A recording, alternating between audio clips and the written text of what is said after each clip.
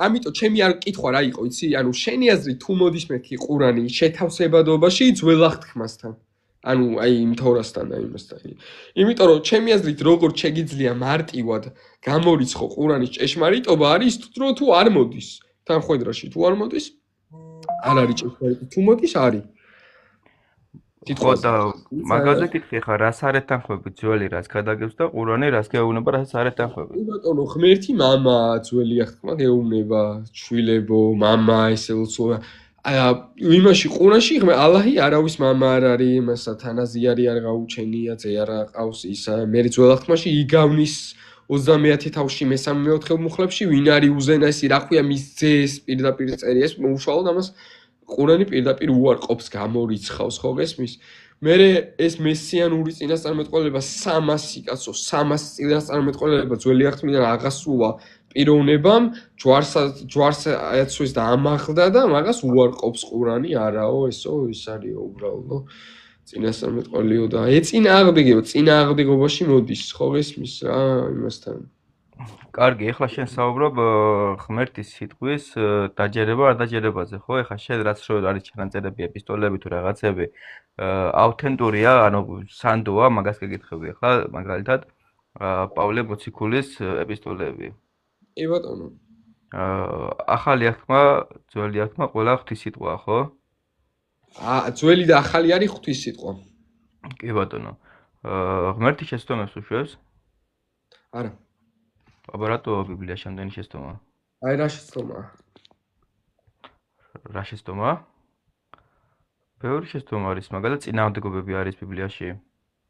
წინააღმდეგობ დარწმუნებული ხარ წინააღმდეგობებზე გინდა ლაპარაკი?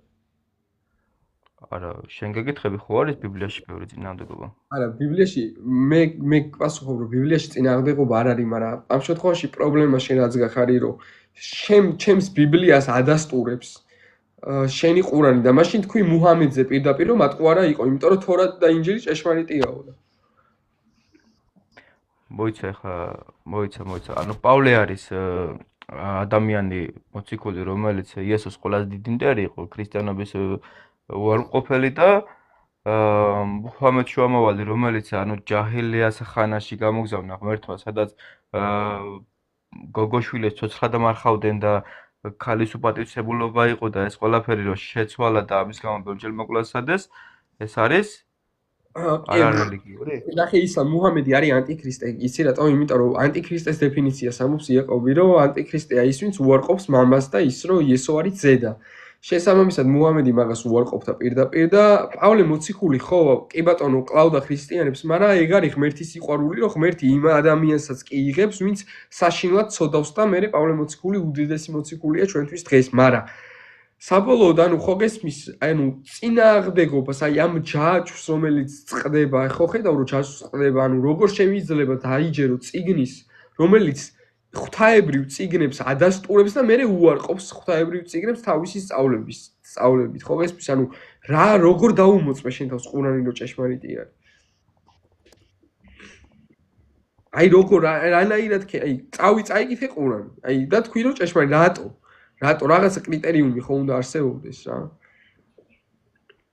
წინასწარმეტყველებები მე ძველი და ახალი აღთვის მე მყავს ქალწულისგან იშვება ძე მაგ ესაიაში იგავნიში მაგ ის ძერა ძესახია ძემოევლინა მე დაბადების წიგში მაგ რო დედაკაცის თესლი გაუჭეჭყავდა გველს ანუ ეშმაკს თავს და რო ახსულდა ჯვარცმა მე დედაკაცოთი მაგიტომ მიმართავს მარიამს იესო ანუ მე წინასწარმეტყველები მე ჯაჭვი მაგ მე cross reference-ები მაგ შენ არ გიწყდება ეს ჯაჭვი შენთან წყდება შენ ამ ყველაფერს ამთავრებ იესოს შუამავალზე ხო? უყურე ახლა შუამავალი არის მომისმინე ანუ როცა მეორე რჯულს კითხულობ მეორე რჯული 18 ანუ მოსეს მსგავსი წინასწარმეტყველი ხომ და გამოგზავნოს ღმერთმა და რატო ამბობ მაშინ ეს მოსეს მსგავსი წინასწარმეტყველი არის იესოს შუამავალი? ნახე იმიტომ რომ დაჟე რჯული რომელიც მოსეს მსგავსი კი არა რჯული რომელიც მოსეს მისცა ქრისტემ მისცა ეგ რჯული ქრისტეს მიცემ ეგ მაგას ანუ ვერ ამტკიცებ ხო? ანუ მაგას ვერ ამტკიცებ რანაირად? აი იონეს მეშვიდე თავიდან მერვე თავიდან შემიძლია რომ დავამტკიცო რა. მედი აბა წაიკითხე. კი ბატონო. აი ეს არის მრუში დედაკაცის მიტევების ამბავი თუ გახსოვს. ხო, წაიგეთ ხმედი. და მეც მაგაზე მოგიყვა რამდენიმე მოგს. ხოლო იესომ ზეთისხილის მთისკენ გასწია, დილით კი კვლავ მიბრუნდა ტაძარში და მთელი ხალხი მისდევდა მასთან დაჯდა და ასწავლიდა მათ. ხოლო მწიგნობრებმა და ფარისეულებმა მოიყვანეს ქალი, რომელიც მრუშობისას შუაში შეეპყროთ და შუაში დააყენეს. და უთხრა იესოს მოძღვა, რომ ეს ქალი მრუშობისას შევიფყარით. მოსემ კი რჯულში გვამცნო ამნაირების ჩახოლვა. შე რაღაც იტყვი.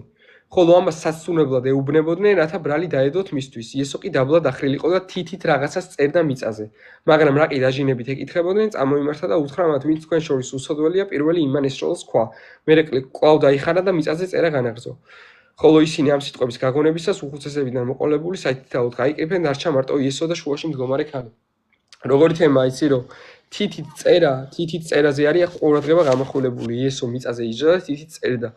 ჩვენ როდესაც ვკითხულობთ მაგალითად გამოსვლის 31:18 პირდაპირ წერია რომ ღმერთმა მოსეს გადასცა ღვთის თითით ნაწერი ფიქალები.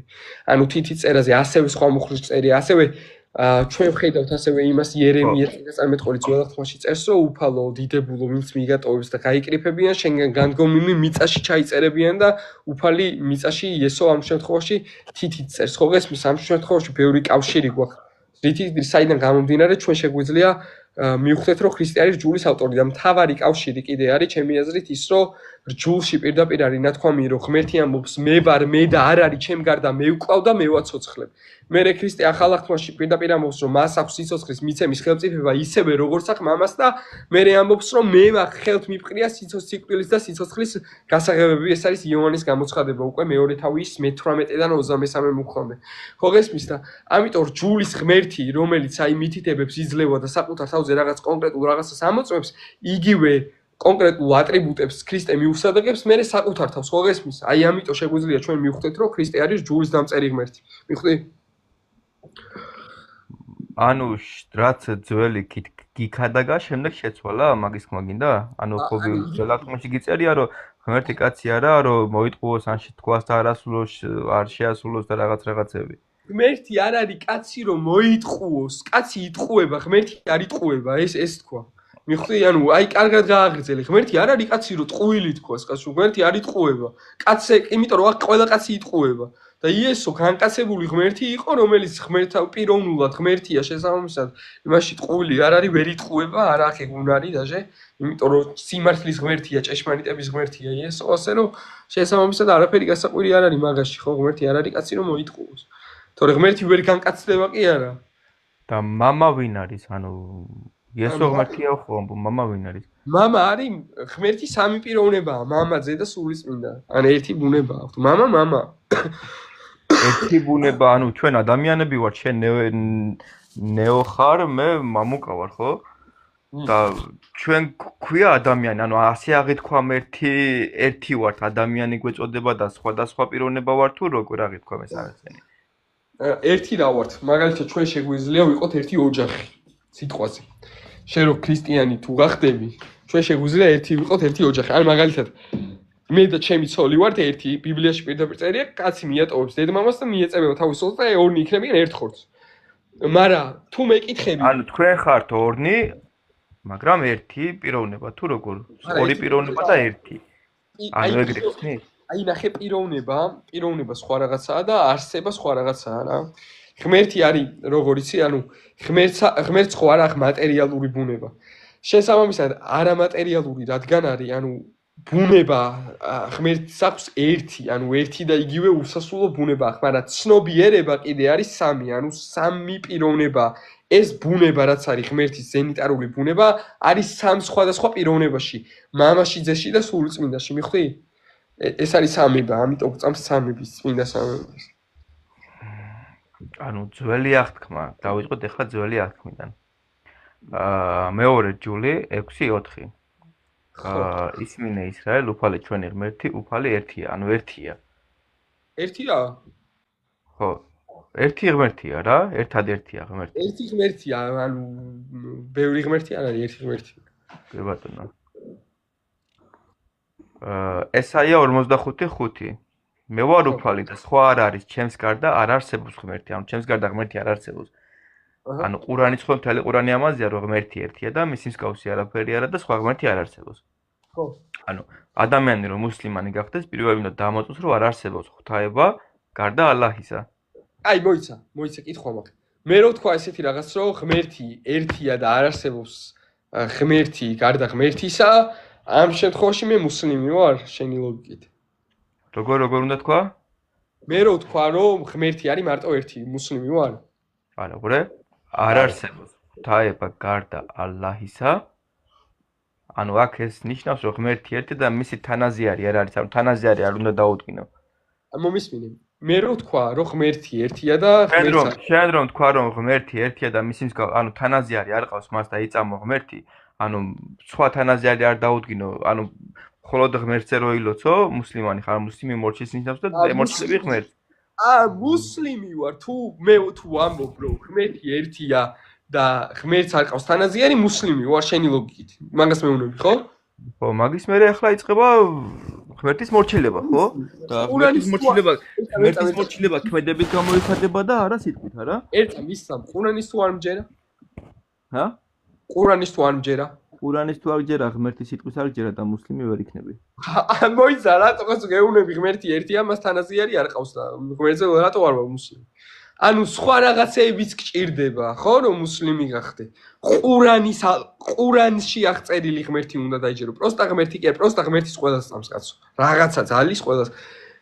პროსტა ღმერთი კი არა, ყურანში არსებული. ყურანში მომისმინე, ყურანში აღწერილი ღმერთი და ძველ აღთქმაში აღწერილი ღმერთი ერთი და იგივე არ არის, ამის თქვა გინდა?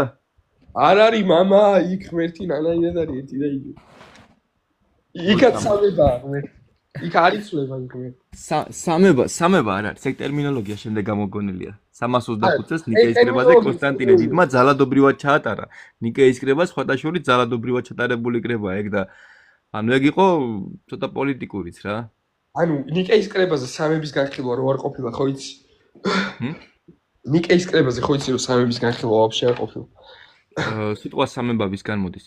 პირველად ეგ ტერმინოლოგია. პირველად რავი ტერტულიანე წეს 200 წელს. ტერტულიანისგან მოდის სიტყვა სამება და ტერტულიანე წარმართი იყო სხვადასხვა. ტერტულიანეს თავი დაანებე, ტერტულიანე 200 წელს ცხოვრობდა, გაანებე, თავი მკვდარი იყო ნიკეის კრება რო ჩატარდა, რა გინდა ტერტულიანესთან. ხო და ნიკეის კრებაზე შემოგრიბეს ეს ძველი ჩანაწერები ყველაფერი და გაანებე კაცი იყო გარდაცვლილი, ნიკეის კრება რო ჩატარდა. ნიკეის კრებაზე სამების განხილვა არ ყოფილა. ნიკეის კრებაზე იყო ქრისტეს ბუნებაზე იყო, იქ დავა ქრისტიანებს შორის და მაღაზე იყო დავა. სამება უკვე მიღებული იყო. და მე განსაზღვრეს ეგ რა, რომ ანუ აი ქრისტეს ბუნებას არ აღიარებდა ის და ვინც არ აღიარებდა განკვეთეს ქრისტეს ღმერთობას, ვინც თანასწორობას მამასთან ვინც არ აღიარებდა, ეგენი განკვეთეს ეკლესიიდან. მაგრამ ისმინე ძველ აღთქმაში ღმერთი არის სამი პიროვნება. ჩანს რომ სამი პიროვნებაა ძველ აღთქმაში ღმერთი. შეგვიძლია ვნახოთ. იდეა. თუ გაქვს სურვილი, შემიძლია განახო ღმერთი რო სამი პიროვნება. ავიღოთ ჩვენ შეგვიძლია ავიღოთ დაბადების მე-18 თავი. მაგრამ მე-18 თავს სანამ ავიღებთ, მინდა ავიღოთ 35 თავი. ხო რა, 35 თავი ავიღოთ რა.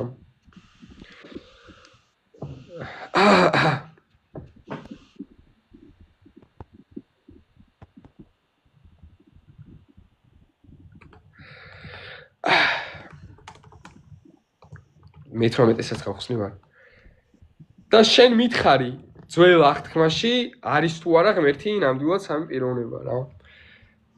31-დან დავიწყო.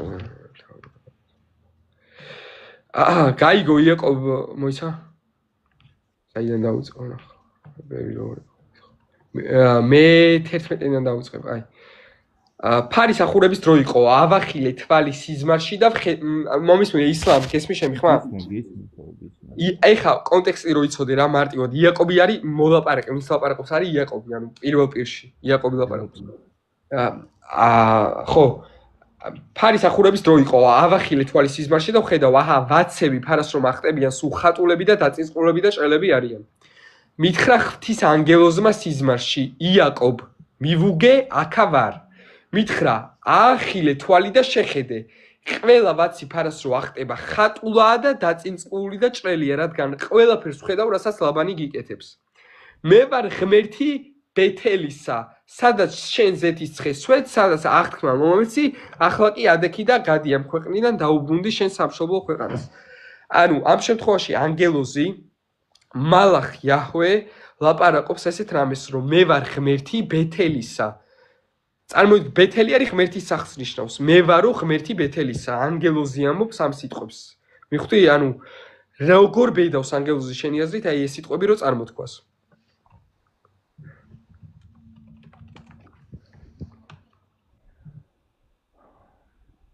ანგელოზი ამ შემთხვევაში არის ღმერთი.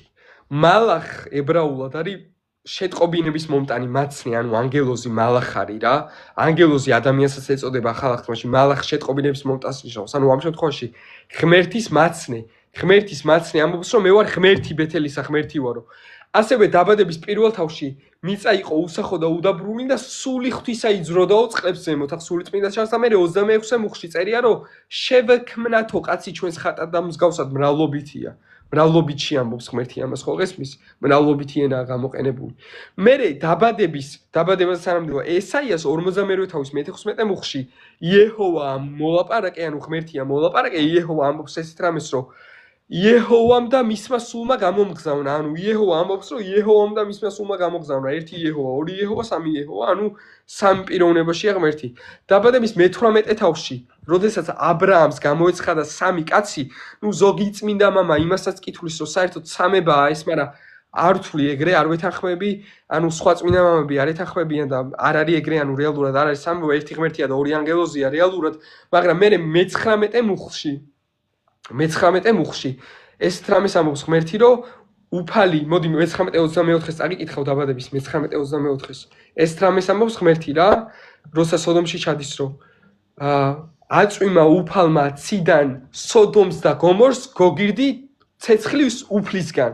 ანუ აწვიმა უფალმა ციდან სოდომს და გომორს გოგირდი და ცეცხლი უფლისგან. უფალმა უფლისგან ცეცხლი აწვიმა, მიხვდი? ანუ აქაც ღმერთის მულტიპიროვნულობა ჩანს. ესაიას რამდენჯერ არის თარგმანი ბიბლია და ჩვენამდე როგორ მოვიდა?